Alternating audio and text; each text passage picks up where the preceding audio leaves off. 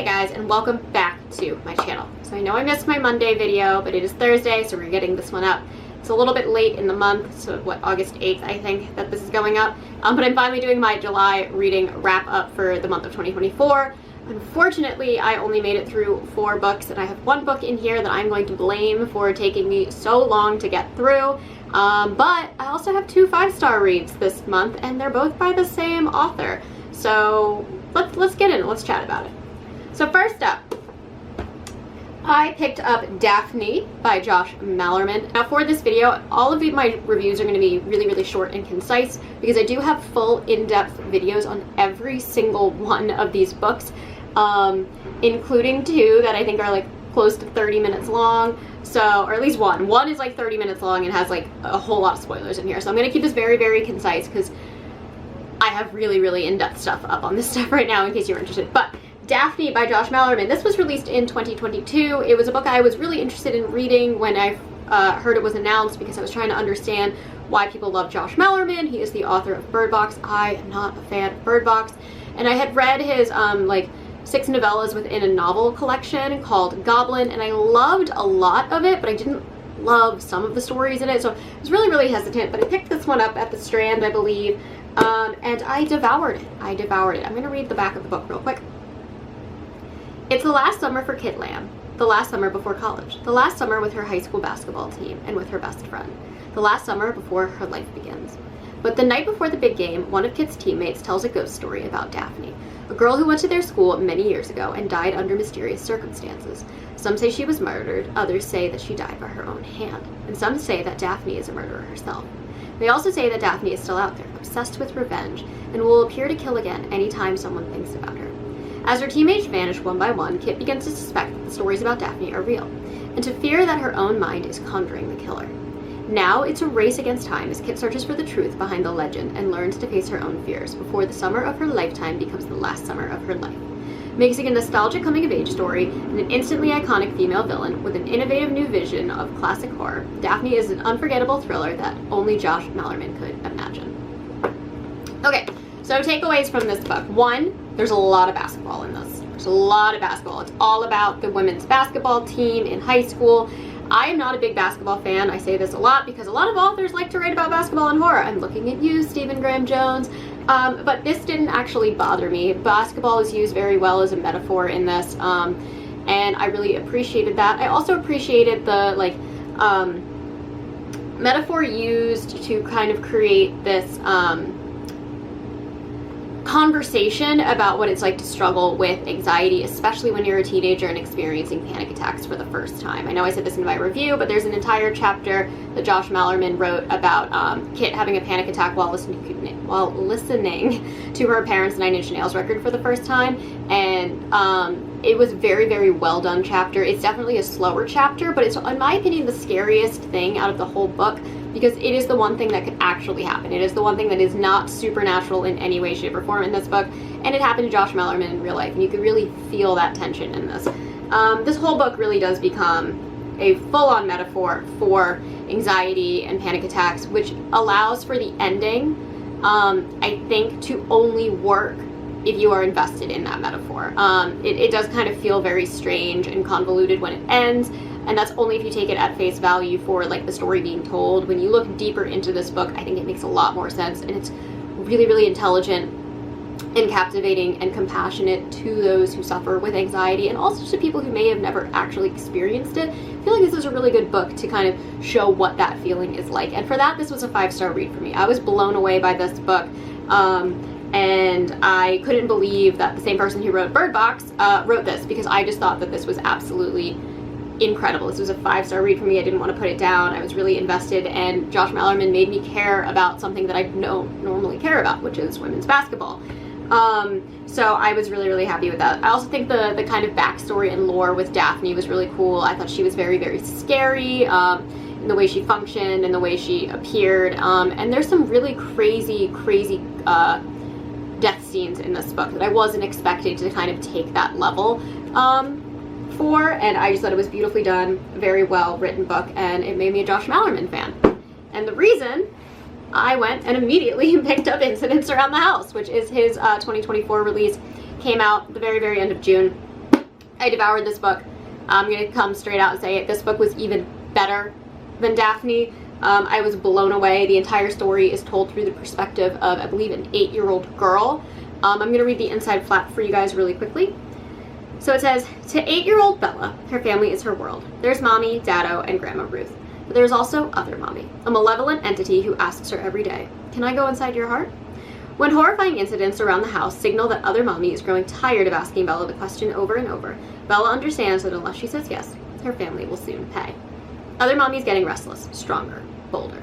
Only the bonds of family can keep Bella safe, but cracks in her parents' marriage are starting to show.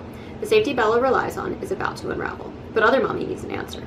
Incidents Around the House is a chilling, wholly unique tale of true horror about a family as haunted as their home. This is another book that works so well for me because it is both scary at face value for the supernatural events that are happening and even more terrifying when you think of the metaphor Josh Malerman is creating through what Other Mommy is. This is a book about a troubled marriage and a child trying to understand what they are not able to understand because they are so innocent and so new to the world. This book is chilling. There is one scene in this book, and it was like a jump scare for me. It is seared into my brain. It was so disturbing and so scary, and it's the scene when Bella goes to the bathroom in Goblin, which also ties back to the novel Goblin. All of these are set within fictional towns in Michigan, but they do venture to Goblin and weird things happen. You do not need to read Goblin to understand that, but like just knowing that Goblin's got some spooky stuff going on might help. And I was so terrified reading this. Bella is such an amazing and compelling character. The story is so tragic and beautiful and scary. The ending will literally devastate you, which I really appreciate because I feel like a lot of times we get these like kind of happy and neat, wrapped up with a bow endings, sort of with Daphne, but I think with this one, it really needed to land on the note that it landed on to really hit home with what is actually happening in this book, both again at face value for the supernatural story as well as the metaphor that is happening. And it was amazing to kind of see so many like strange, morally gray characters. I think Other Mommy is a very scary entity, and even though she's kind of similar and the premise is kind of similar to Other Mother and Coraline, they're completely different in what they represent. And I just found Other Mommy just absolutely unnerving. But Bella's mom in the actual story I also found really, really interesting because she is not a good character, and it was just very, very interesting to read about somebody who is not a good character still trying to protect her child and do the kind of like heroic thing that a parent would be compelled to do. And she's a very unlikable character, and yet I just kept wanting to kind of read about her dynamics and her relationships with Bella, with her own mother, with her husband, and I am just blown away by this book, and I highly recommend it. I honestly think that this is the best book I have read all year so far. It was a straight 5 stars. I am so happy with this, and I think everybody should check it out. It's amazing, and the only real issue I have with it is the title, Incidents Around the House, just doesn't quite make sense to me. There's a lot of houses that they go to, and there's not that many incidences that just take place in their one house, so that was kind of a misleading title, but this was a beautiful, terrifying, chilling book, and I was so disturbed reading some of it. Alright, next up.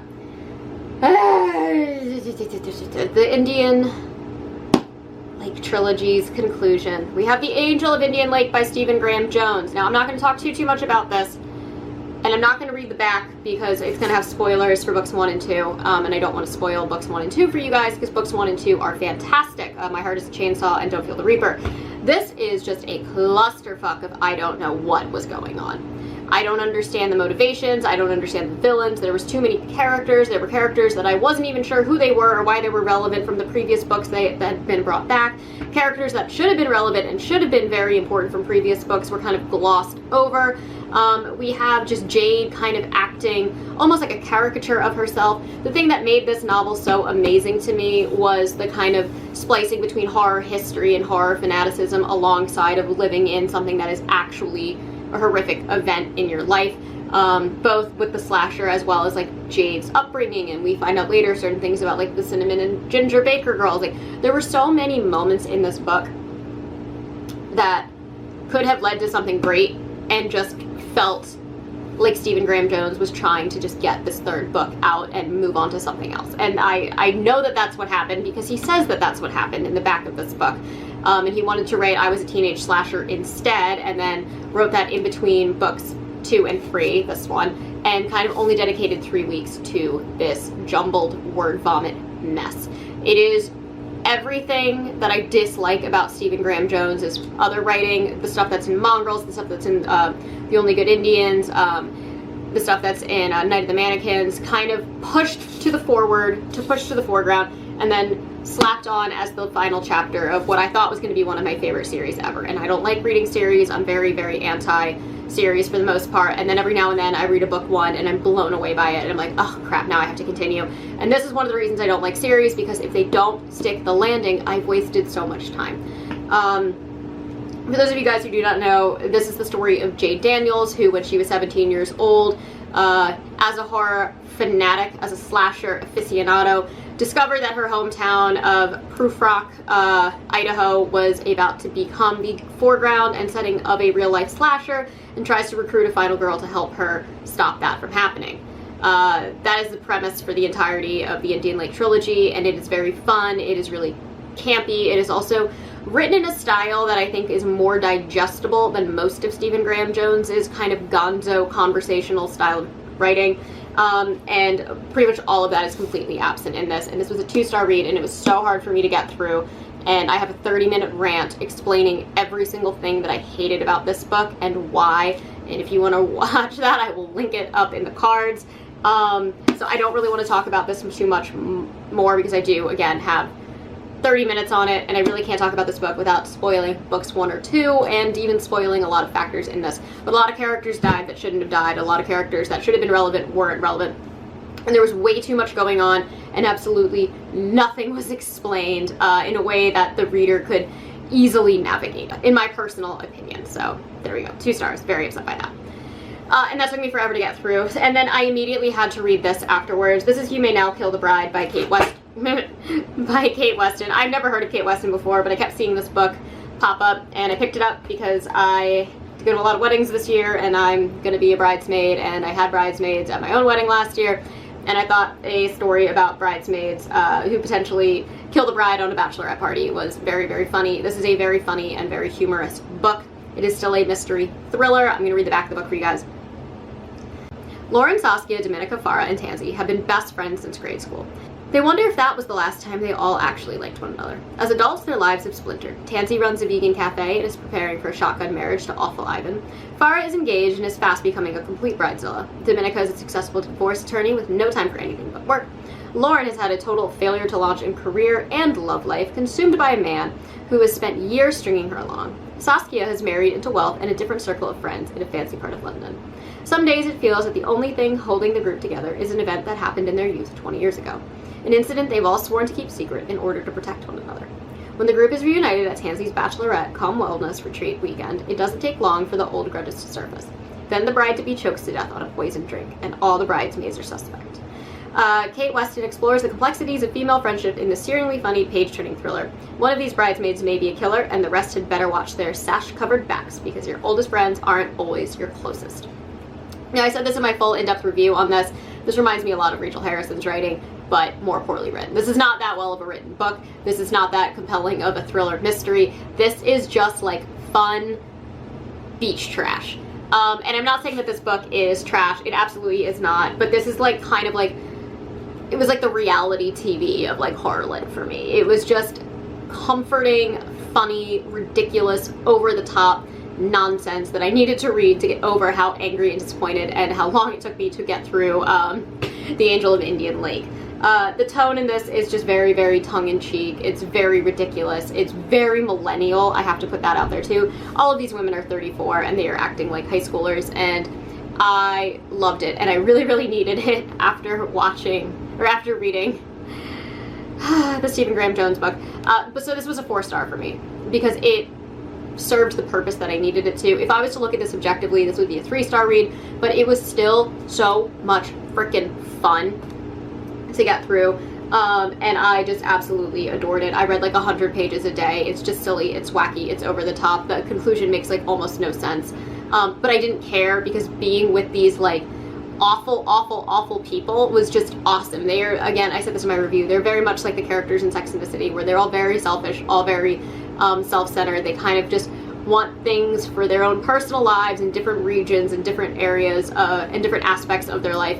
And they just end up in a huge mess because of their selfishness and can never kind of come together to overcome whatever's happening or even figure it out. And it was just absolutely fun. It is set in London, so there's a lot of British slang in here too, which I thought was very fun.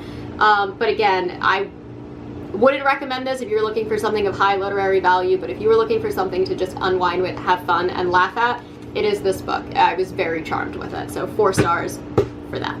Anyways, that is all that I have for you guys today. So 2 5 stars, not bad, 1 super disappointing read, and 1 very needed palate cleanser. That still is kind of, I don't know, horror adjacent. But yeah, not the best month, but hey, I think I might have found the best book I've read all year, at least so far, so there's that.